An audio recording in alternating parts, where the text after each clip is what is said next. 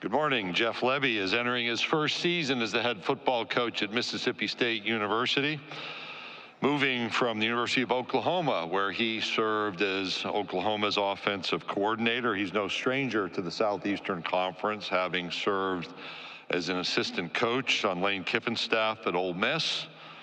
He is an Oklahoma alum, an Oklahoma graduate, where he played offensive line for the Sooners. He graduated in 2007, moved during his playing time due to injury from an active player to a student assistant within the program. He and his wife, Staley, have a daughter and a son. I have a note that while Jeff and his family are all popular within the Starkville community, we've got a source who's told us that Jeff may have become the second most recognizable member of his family, as 6-year-old Kane this spring and summer has taken Starkville by storm, which includes a resume that's being built around a Mississippi State baseball camp home run derby crown, a Youth League World Series title, and he already has perfected the skill of throwing the 20-yard out route. Welcome to the stage, the head coach from Mississippi State University, Jeff Lebby.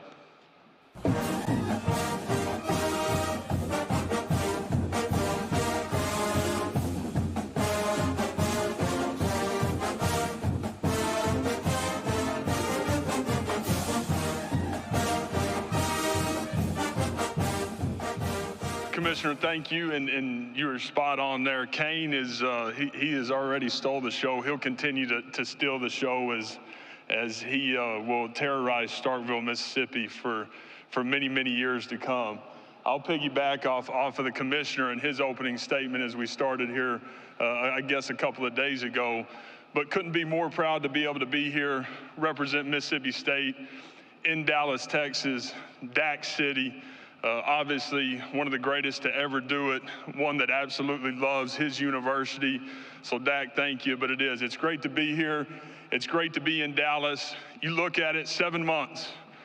Been here 7 months. And as we got boots on the ground, we said, hey, what are the things that are going to be most important to us to make sure we go have a successful year one, but also find a way to create this great foundation so we have the ability to go sustain. And for us, it was the guys knowing exactly what we expected of them as they walked in the building. Our guys knowing what they were going to get into, the expectation, the culture. And I could not be more proud as we look up 7 months in, getting ready to start fall camp inside of 2 weeks, and our guys have taken to it. They've taken to it and they've ran with it, and our culture and who we are every single day. And we talk about 4 things nonstop inside the program. We talk about having fun, being tough, being competitive, and then being accountable. And we break those things down in different ways, but for me, having fun in the doing, that matters. We've got 18 to 22-year-old kids that need to have an incredible college experience. These guys need to have a great experience while at state. It's going to be incredibly hard doing what we do. We understand that. We get to do it with the best and against the best every single day. All right, nobody understands that more than I do, but I want our people inside our building to have fun in the doing. And so when they walk through those double doors every day, they are able to pour into it just a little bit more because they enjoy the people they're around. They know that it's going to be incredibly hard. It's going to be incredibly tough. It's going to be difficult to go do what we're going to do, but having fun in the doing to me and for us as a culture is incredibly important. Toughness travels. This is a league that is built on toughness. Always has been, always will be. And I love that fact of being able to lead our program in a way that creates opportunities for guys to be tough. Mississippi State built on toughness and edge. And those are things that I'm incredibly proud of. Competitive, the most competitive league in all of college football. All right, so how many different ways can we create a competitive situation, a competitive scenario, so that when we get to Saturday afternoon on national television, you don't get surprised by a result? So having competitive situations inside of everything that we're doing is a huge part of our program and our culture. And then a culture of accountability, being accountable to the guy next to you. From a staffing standpoint, being accountable to the guy that you're sharing an office with or sharing a wall with every single day. and doing right by the people inside the building. And I think when you talk about fun and tough and competitive and accountable, then you immediately think about the three guys that I was able to bring with me today. You know, starting with two guys that have been at Mississippi State. They've been through a lot. All right, over the last 3 years, they coming together, the same class offensive lineman who earns a starting job, played in all 12 games last year. But here's a guy that earned a starting job through spring, through toughness, and through this competitive spirit of just getting better every single day. Albert is a guy that embodies exactly what we want in offensive line play and leadership inside that unit. Here's a guy that's a college graduate. He's from Alberta, heads to Tampa. Now he's made his way to Starkville, Mississippi, and is creating this great life for himself because he invests in himself every single day. Our in-state guy that grew up a Bulldog, John Lewis. Again, a guy that played 12 ball games for us last year, has some experience, but has earned this starting role through spring football. And he's done it through consistency and toughness and leadership and accountability. And Jay Lou's a guy very similar.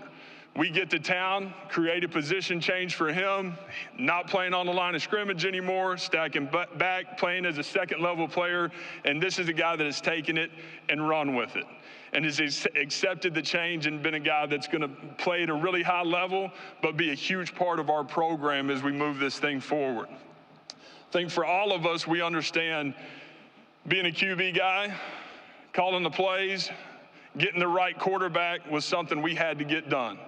And we've got our guy. I could not be more proud of how Blake has gone about his business, how he does what he does every single day. I think when you talk about what we're going to look like from a team standpoint, it's real similar to what we're going to look like at that position. Toughness, physicality, edge, being able to go inspire your teammates to play better every single day. And that's what Blake's done. He's put us in a position to get off the ground the way we need to. And when I watched him play, I said, man, that's our kind of guy.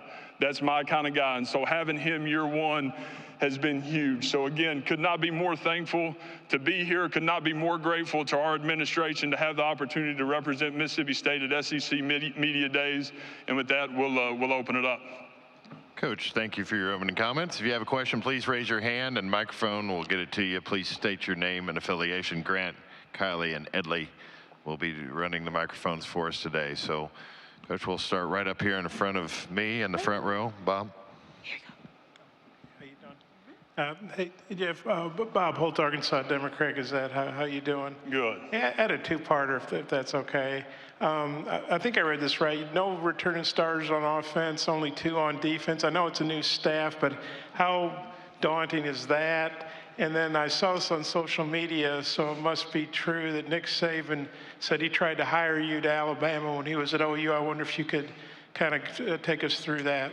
Yeah, part one of the question, have talked about it a lot today already, but, the climate of college football, where we're at, the portal cycle that ended in December was a huge part for us having a chance to have success year one. We're talking about our starting quarterback, 3 of the 5 starting O-linemen, 2 receivers, starting running back, and then on the defensive side, we'll have 3 starters from the portal as well. So being able to get off the ground was a huge part of it.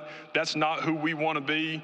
We're going to create edge, and we're going to be able to sustain as a program because we've got great proximity to players. We're going to be a developmental program.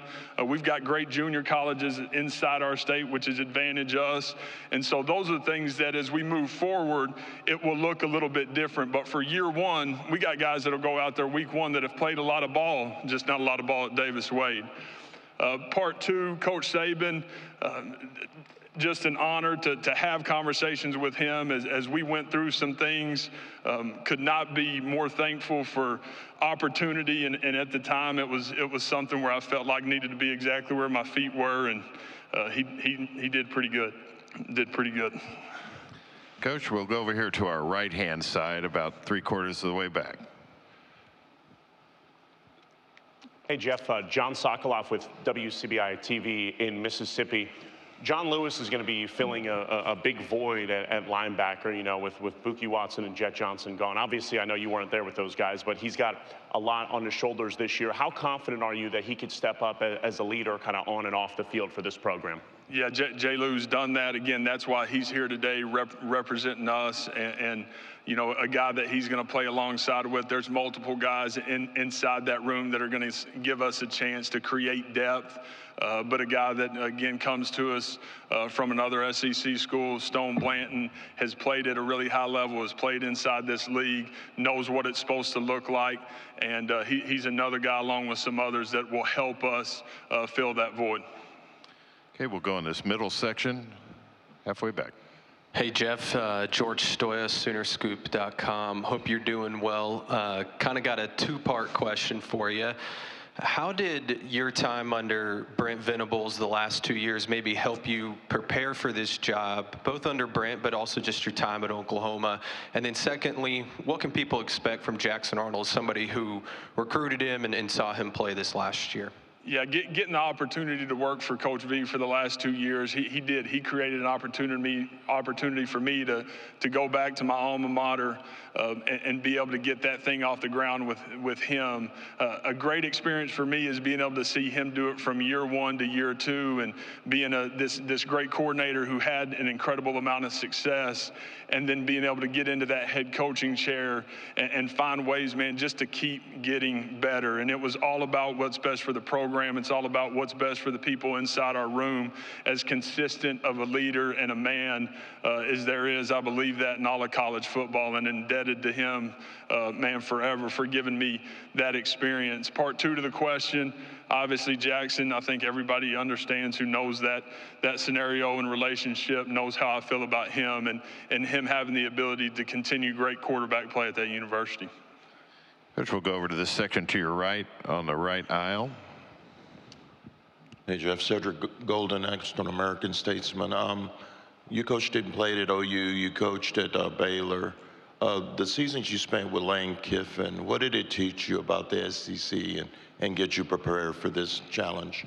Yeah, I think without a doubt, just understanding the week-to-week grind of it, and have talked about this already today, but you know, it's not week 3, 4, and 5. It is truly week 8 through 12, and understanding the lines of scrimmage, the depth that you have to find a way to develop through the season to create depth at all positions, but most importantly at the lines of scrimmage, is something that is, to me, an advantage because of living it. Hey, Coach, we'll go right in front of me, 3 rows back. Barry. Yeah, Jeff, Barry Trammell, Tulsa World. You're coming into the SEC when it's tougher than ever with OU and Texas coming in, but you're also coming in when the 12-team playoff arrives. Yeah. What does that opportunity do for a program like Mississippi State, which is outside the Alabama-Georgia axis? Sure. You don't necessarily have to win the SEC or get to Atlanta to make the playoff. What could that do for a program like Mississippi State? Well, I think there's nothing but good coming from the expanded playoff. You know, you have the opportunity to not be perfect in the regular season and then get in and go chase it and have a chance to win a championship. I think for all of college football, the excitement and the fan bases, for us as specifically Mississippi State, I think it opens a door and it creates a door, and we'll always and forever make sure that we're talking about maximizing every day, every opportunity, every single season, and fighting like heck to be in that top 12. We'll go down the center aisle again. Hey, Jeff, Colin Wilson with the Action Network. Everywhere you've gone, you've had a top 10 tempo pace with your offense, usually about 23 seconds per play. With the new rules of having communication till 15 seconds left on the clock, do you see yourself using all 15 seconds, or going even faster to confuse defenses that may have that communication? Yeah, I think a little bit of that is a balancing act. I really do, and being able to still have some ball control and some game control while creating great tempo and great opportunity through how we play. So we'll never be any different than what we've been, from the mindset of knowing that we get to dictate how the game is played because we have the football. That will forever be the case. So being the aggressor and being pedal down will be who we are, but being able to change the pace a little bit more, I think it makes it a lot easier being able to have communication. Yeah, we'll go over to this section on your right, on the far aisle. Coach, Hunter Dawkins, the Gazebo Gazette, Super Talk News, Mississippi Media. I know you raised the two terms, accountability and toughness. Is this going to follow you as long with recruiting, not only in Mississippi, but along the transfer portal lines? Yeah, to me, you have one opportunity to protect the program, and that is by who you choose to be inside the locker room. And so finding the right people and finding the right guys that will thrive in our incredible college town and our community will be forever important, because that is how you protect the program, and that's how, you protect the pick. We'll go back down to center aisle, about 3 rows back. Coach, Emily Grace McWhorter from the next round. As you look back at the stops you made before becoming a head coach, what's the best practice or piece of advice that you got to make it to this point? Yeah, I think consistency and being exactly who you are, being comfortable enough in your own skin to where when it doesn't go perfect, not changing. Making the changes necessary, but being exactly who you're supposed to be at that moment, because that ultimately is probably the biggest reason I've gotten the opportunity I've gotten today. All right, we'll go right down here in front, front row. Coach, good morning. This is Terry Middleton from Horns Illustrated. You had the opportunity to go head-to-head with Steve Sarkisian last year in Oklahoma in the Cotton Bowl. What did you learn from that experience, from play calling and offense, that you'll carry into DKR this season? Yeah, I think from a situational standpoint, just knowing that there are so many games inside our league that are decided in the last 2 to 4 minutes of a game. It's so similar to the NFL, and that's an incredible example of the game is played. There's all 4 quarters, but is there situational mastery, and can you find a way to make the play and call the play and put your guys in positions of success to go win the game? And there's just this heightened awareness to me inside of our league, because so many close games every single week. That was great experience for me. It's great teaching tape for our guys, both sides of the ball, as we go back through that. So we'll go over to our right alongside the near aisle. How you doing, Coach? Mark Henry from hornsports.com. How have you guys as a staff in 7 months come in and kind of changed the culture and put your stamp on Mississippi State so far? Yeah, I think being incredibly intentional with who we brought into the building. When you look at the defensive side of the ball, I wanted a defensive coordinator that was similar from the standpoint of toughness and passion and edge and having great command and knew exactly who he was, and was a guy that was incredibly talented and being able to go create this culture in the defensive side of the room and on that side of the ball.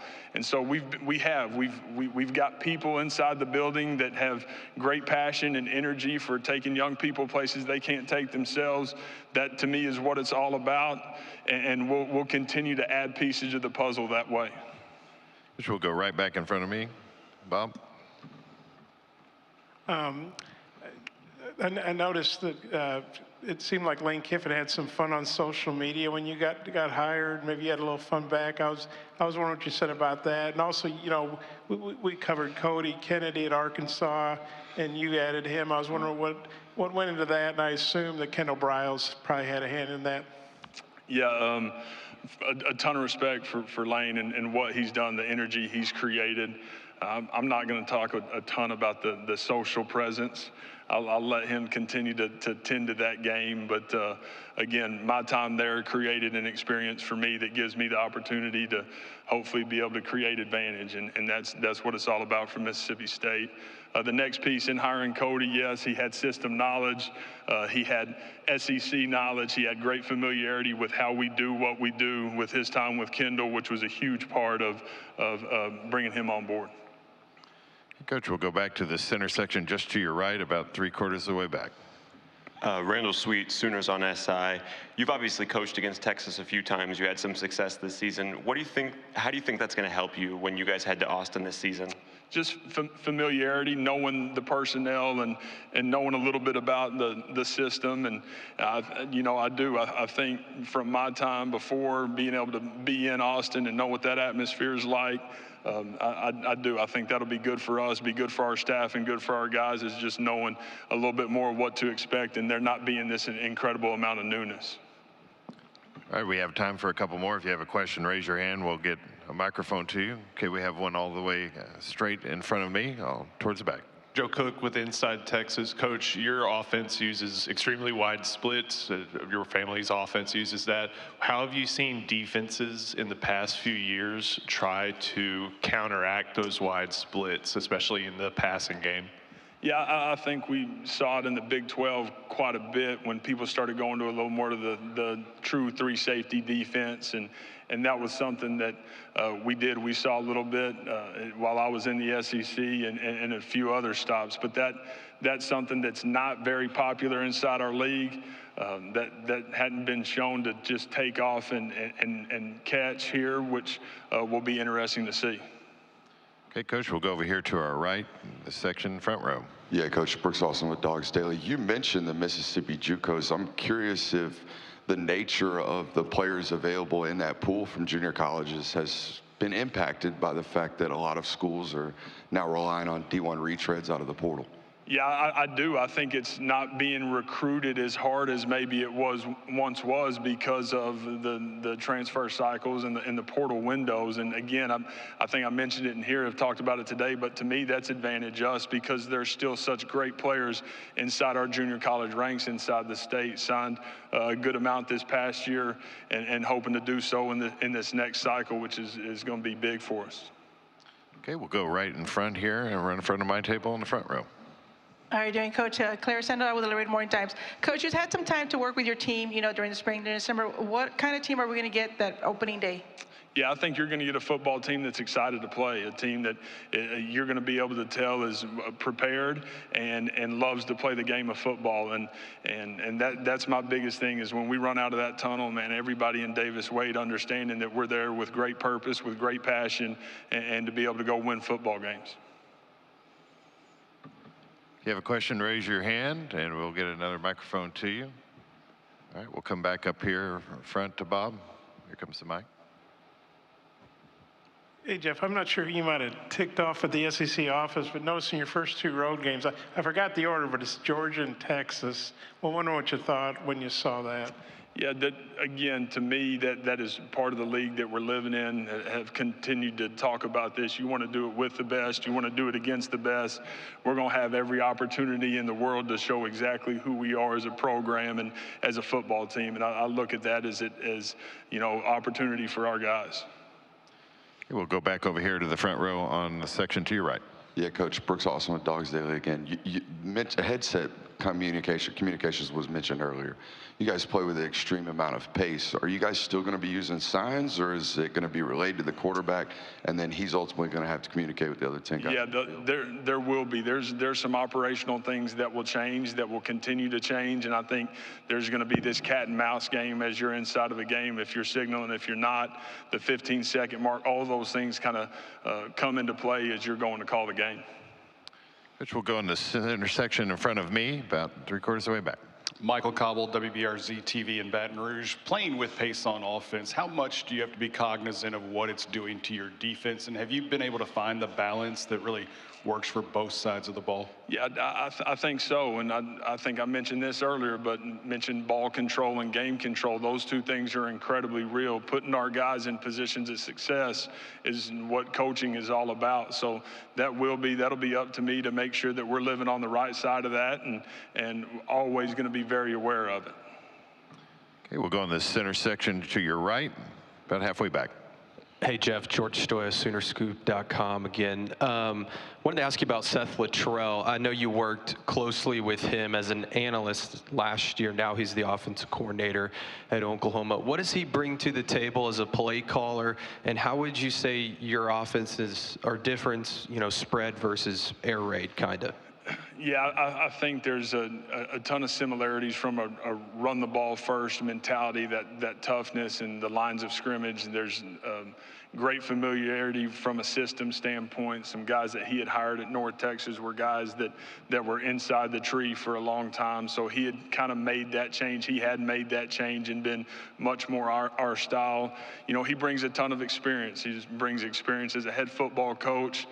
He brings great experience as a coordinator and a play caller, and a guy that's done it at a really high level. He does right by the people, does right by the kids, and he's going to fight his butt off for his university. All right, we have time for one more question. If we've got a question, Raise your hand. We'll get a microphone to you. All right, back over here, Edley, to our left, near the back. Hey, Coach. Keenan Womack, Texas Sports Unfiltered. So the SEC typically in the past has been considered a defensive league, but that seems to be changing over the last few years. We've seen explosive offenses come through. Seems to be kind of your brand of football. How do you think the future of the SEC looks balancing offense and defense? Yeah, I think time will tell, but there's going to be great give and take. There's such great defensive coordinators inside our league, and there's such great defensive players inside our league that I never see it truly being lopsided the other way. And I do. I think that's because of what our league is based on and the tradition of it and who everybody is. Coach Lebby, thank you for your time this morning. Great. Thank y'all, Hail State.